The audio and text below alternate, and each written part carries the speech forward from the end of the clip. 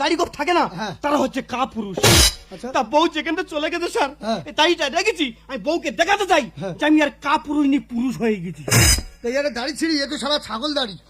তা মোটে হয় না, যেটুকু হয়েছে থাক। বলছিলাম তোর ফুল সজ্জা হয়েছিল? হ্যাঁ স্যার, ফুল সোজা হয়েছিল, কিন্তু ফুল সোজা দিলে গন্ডগোল হয়েছিল স্যার।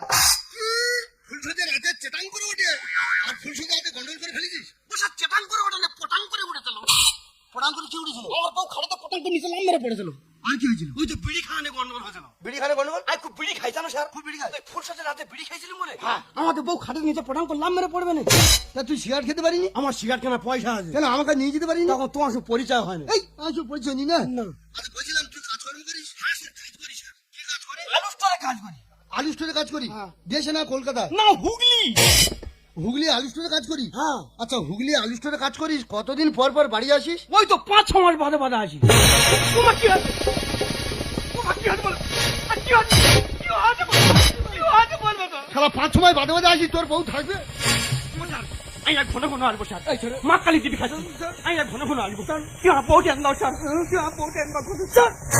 শালা ঘন ঘন এসে আমার নিয়ে সংসার করবি? হ্যাঁ, আমি মেয়ে ছেলে নাকি আমার নিয়ে সংসার করবি? শালা আমার পাঁজামের প্যান্ট খুলে দিয়েছি শালা। প্যান্ট ছেড়ে দেবো একেবারে। এই বলছিলাম থাকিস কোথায়? ওই তো মজাপুরে হাতিমা পলে।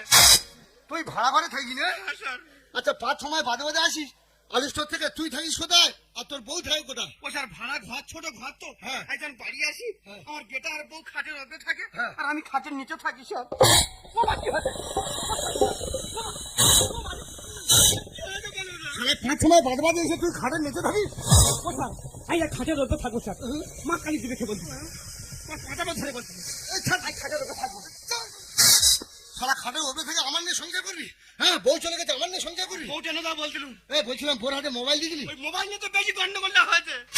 মোবাইল নিয়ে গন্ডগোল মানে? আমার বউ খালি বলতে মোবাইল কিনদাও, মোবাইল কিনদাও বলেছে? আর মোবাইল কিনদিনি বলে হ্যাঁ। 5-6 দিন রান্না কান্না কেন স্যার? তারপর? তাই গরিব মানুষ টাকা কোথায় পাবো? কোথায় পাবি? শেষকালে ঘরে অ্যালিভেস্টার খুলে আর মোবাইল কিনতেছি।